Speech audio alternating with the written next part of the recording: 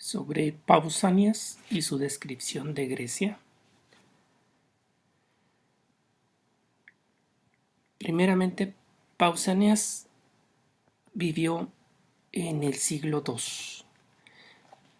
En los distintos prólogos a las traducciones de la exégesis o descripción de Grecia, que bueno, en griego tiene otro nombre, pero se acerca mucho. Se nos dice sobre todo que existía una especie de género parecido a este de descripciones de exégesis, periexégesis, como recorrido alrededor. Entre los autores que se mencionan, pero que no se conservan, están Heliodoro de Atenas y Diodoro el Periegeta, que bueno, obviamente recibe esto de periegeta, de periégesis, lo mismo que a veces al mismo Pausanias se le dice Pausanias el periegeta, por lo mismo, ¿no? De recorrido. Ahora, como es una obra que se encuentra dentro ya de la dominación romana de Grecia,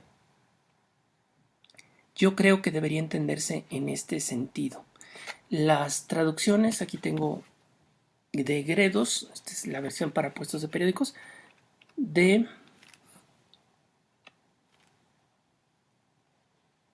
María Cruz Herrero Ingelmo. Yo creo que debería tomarse mucho en cuenta Herodoto. Aquí sí lo menciona. Nos dice que es obvio que Herodoto fue el modelo y el antecesor directo de la obra de Pausanias. Este sería un punto muy importante porque a mí se me revela más allá de esto. Me parece que tiene que ver con este recorrido. Alguien estaba interesado en conocer Grecia y pidió al autor que hiciera esta descripción de Grecia, muy puntual. Por eso quizá no existe un prólogo, como es el caso de Herodoto, en donde sí hay un prólogo y hay unas intenciones particulares. Y bueno, pues se cierra en el libro 10. Aquí tenemos, bueno, ya teníamos el que contiene el 1-2. Aquí está 3 a 6, el segundo tomo. Y este es el tercero, que contiene del 7 al 10. Estas ediciones traen incluso mapas desplegables,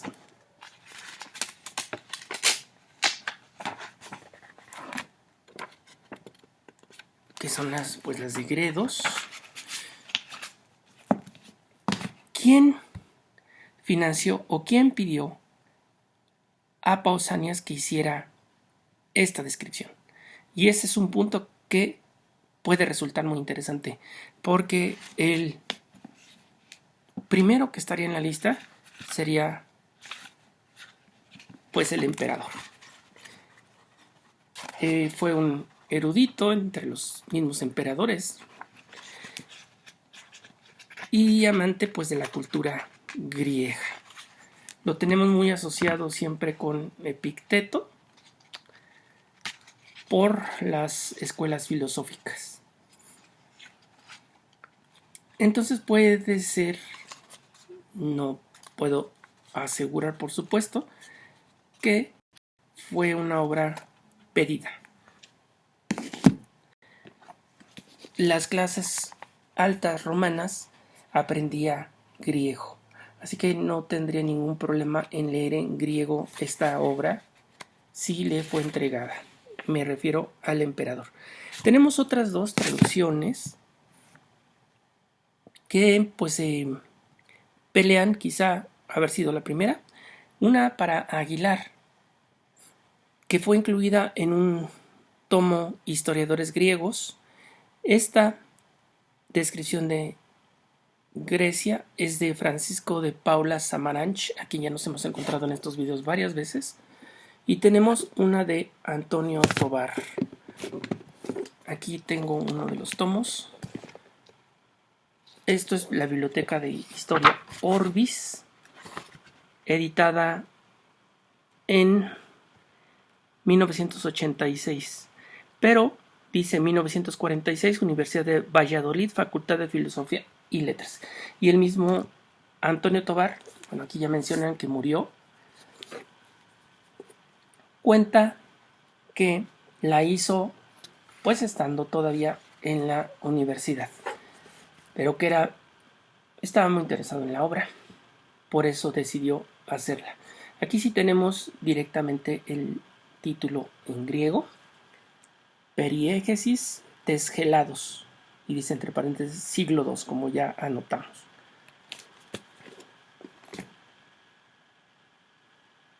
Quiero que se entienda que al proponer a Heródoto como modelo, que lo dice en su prólogo para Gredos, Javier Gómez Espelosín, que es el que hace el prólogo, la traducción es de María Cruz Herrero Ingelmo. Hago la diferencia porque ya mencioné la traductora, pero no había mencionado a quien hizo la introducción.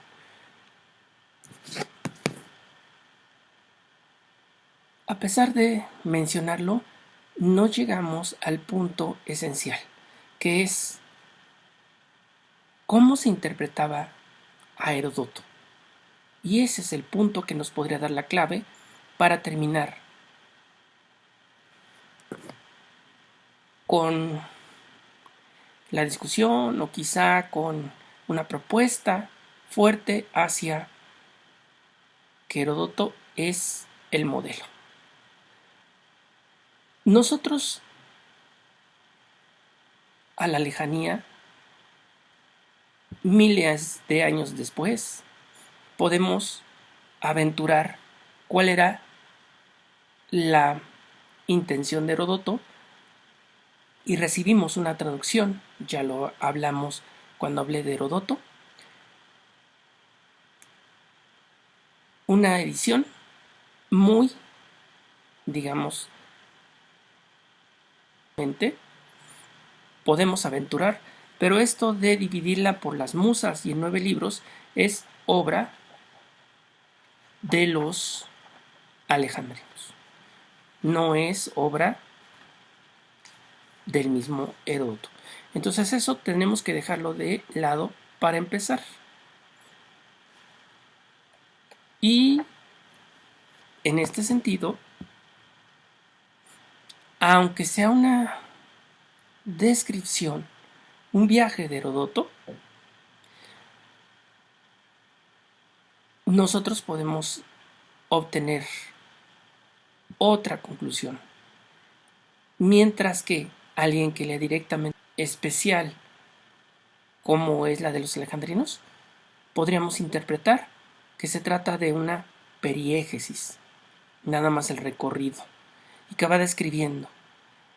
Se centra en hechos de cultura, se centra en cuestiones religiosas, Heródoto, lo mismo que Pausanias. Así que a mí me parece que es una descripción, nada más que en este caso, específicamente de Grecia, no ya de el mundo conocido, por decirlo también de alguna manera, porque pues no era todo el mundo conocido, pero era el mundo quizá más conocido y pues que quedó casi o en gran medida dentro del Imperio Romano. Así entonces, esta descripción de Grecia, que tiene datos valiosísimos, aunque no así haya sido muy mencionada en su momento, dividida en 10 libros, ya lo vimos con la edición de Gredos, que se maneja claramente los libros en cada uno de los tomos, mientras que esta otra edición de Orbis nada más dice 1, 2 y 3, los tomos.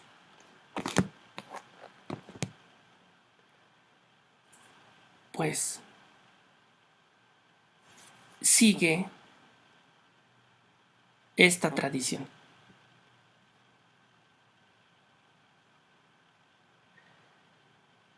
De Pausanias, de la misma manera, también se ha tratado de discutir el nombre, de encontrar otros autores, personajes, que también se llaman Pausanias, los hay, pero ninguno coincide perfectamente con este Pausanias, autor de esta periégesis de Esgelados.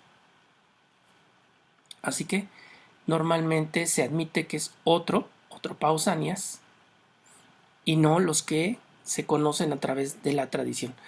Con esto de pues poco mencionado es porque pareciera que lo mencionan varios como Eliano, pero pues en realidad es mencionado hasta cerca de unos 400 años después, cuando sí ya hay autores que lo ocupan como fuente, pero anteriormente solamente son suposiciones.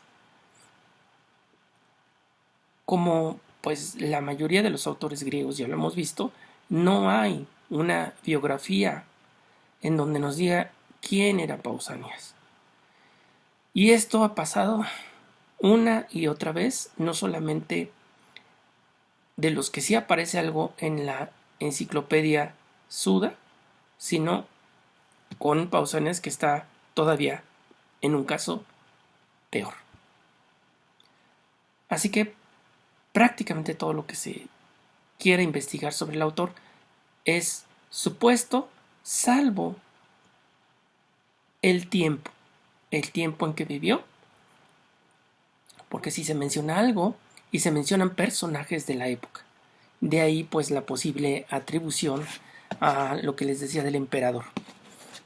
Menciona a personajes de la época, entre ellos obviamente el emperador.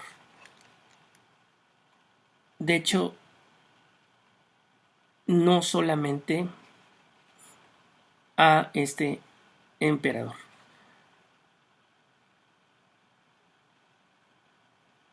Entre otros, y aquí también podemos ver un poquito la filosofía o la escuela filosófica que hay atrás, dice: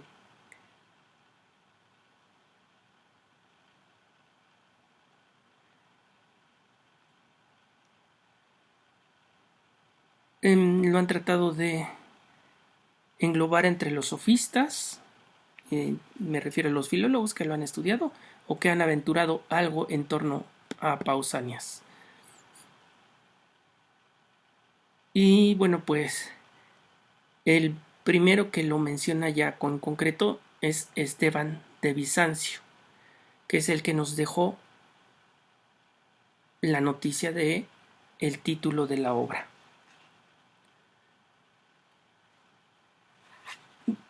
Nos dicen mucho de la técnica que ocupa, que es llegar a la capital de cada zona de Grecia por un camino, digamos, no tan concurrido, y desde allí comenzar a recorrer todos los caminos alrededor de esa ciudad importante, capital de alguna región. Terminado ese, traslada a otra y vuelve a comenzar. Esa es la forma de trabajar. Y nos dicen que él trató de hacer algo que cubriera todo lo griego. Como no lo cubre todo en los 10 libros, entonces se supone, algunos han supuesto que existía un libro 11 que cubría una parte más, pues que es importante, pero él dice Pántate Helénica, que nos quiere decir que todo lo griego, ¿no? Que quiso hacer algo en torno a todo lo griego.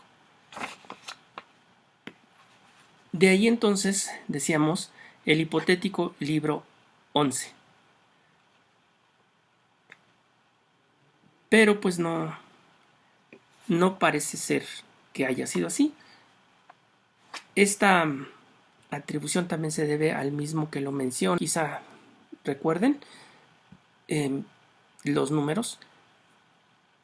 Y tenemos en vez de 1, 11.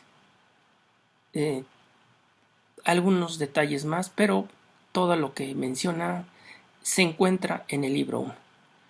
Igual también como los editores cambiaron muchas cosas y no se conservan tal cual muchos de los libros, pues quizá también hay alguna alteración en el orden original, aunque esto es más dudoso todavía. Pausanias es un autor, ya para finalizar, muy interesante. Y algo, si a ustedes les interesa Grecia, que puede atraer es que pues, es divertido.